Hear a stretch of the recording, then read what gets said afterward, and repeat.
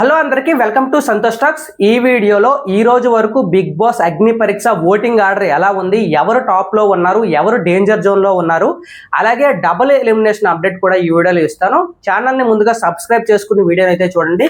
అలాగే వీడియోను లైక్ చేయండి. మీరు ఎక్కువ లైక్ చేస్తే ఎక్కువ మందికి రీచ్ అవుద్ది. అది నాకు మీరు ఇచ్చే ఒక బహుమతిగా భావిస్తాను.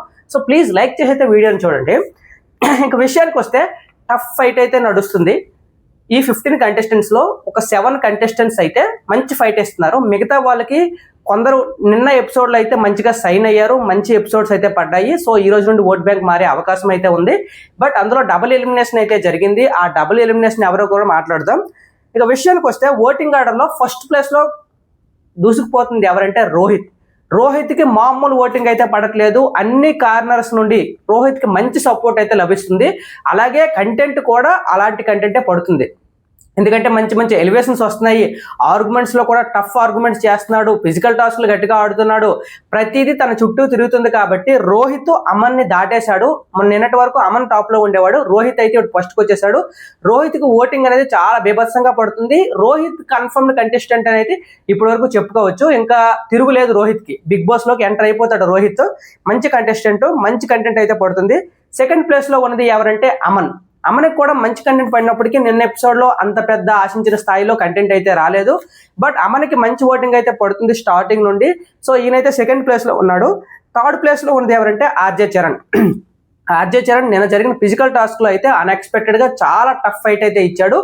నిన్నటి వరకు తన జరిగిన ఎపిసోడ్స్లో అదొక బెస్ట్ ఎపిసోడ్ తనకి. ఎందుకంటే ఫస్ట్ ఎపిసోడ్లో తనకి ఇచ్చినంత యాక్టివ్నెస్ కానీ తన స్పాంటేనియస్ కానీ ఇప్పటివరకు ఎక్కడా కనిపించలేదు. బట్ నేను ఫిజికల్ టాస్క్లో అయితే కనిపించింది. సో ఆర్జే చరణ్కి మంచి ఓటింగే పడుతుంది. టాప్ 3లో అయితే ఉన్నాడు. ఫోర్త్ ప్లేస్లో ఉన్నది ఎవరంటే రాజకుమారి. మంచి ఓటింగ్ పడుతుంది. స్టార్టింగ్ నుండి ఆ సింపతి యాంగిల్ కానీ ఆ బ్యాక్గ్రౌండ్ పీపుల్ ఉంటారు కదా, వాళ్ళ సపోర్ట్ రాజకుమారికి మంచిగా ఉంది. ఆర్గ్యుమెంట్స్ బాగానే ఉన్నాయి. కంటెంట్ కూడా అడపదడప వస్తుంది కాబట్టి మంచి ఓటింగ్ పడుతుంది. ఈమెయితే 4th ప్లేస్లో ఉంది. 5th ప్లేస్లో ఉంది ఎవరు అంటే ఝాన్సీకి ప్రీ ఎగ్జిస్టింగ్ ఫ్యాన్ బేస్ అయితే ఉంది.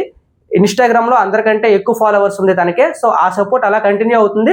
బట్ ఇంకా కొంచెం స్క్రీన్ స్పేస్ పెరిగే అవకాశం అయితే ఉంది voting order.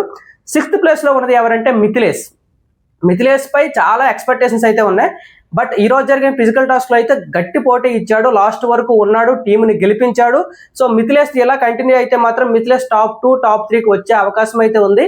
But as per my analysis ఏంటంటే జడ్జెస్ ఎవరో ఒకరు మిథిలేష్ని సెలెక్ట్ చేసి బిగ్ బాస్ టాప్ 5లోకి పంపిస్తారని నాకైతే అంచనా ఉంది. ఎందుకంటే బిగ్ బాస్ మిథిలేష్కి ఫిజికల్తో పాటు వాకల్గా మాట్లాడే సత్తా అయితే ఉంది. ఒక టఫ్ కంటెస్టెంట్, మంచి కంటెస్టెంట్ అవుతాడు.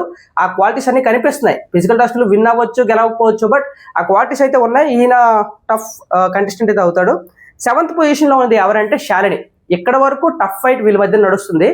శాలిని గారు కూడా మంచి కంటెస్టెంట్, మాట్లాడతారు. నిన్న ఈ రోజు ఎపిసోడ్లో స్టార్ కూడా వచ్చింది. సో శాలిని గారి ఓటింగ్ కూడా ఈరోజు ఇంకా పెరిగే అవకాశం ఉంది. సో చూద్దాం. ఇప్పటికైతే 7th పొజిషన్లో ఉన్నారు. 8th పొజిషన్లో ఉంది ఎవరంటే సృష్టి గారికి కూడా మంచి కంటెంట్ పడుతుంది. ఓటింగ్ అంతంత మాత్రమే పడుతుంది. 11th ప్లేస్లో ఉన్నది అపూర్వ. 10th ప్లేస్లో ఉన్నది నవరసాల మామ. 12th ప్లేస్లో ఉన్నది లక్ష్మీ దీపక్.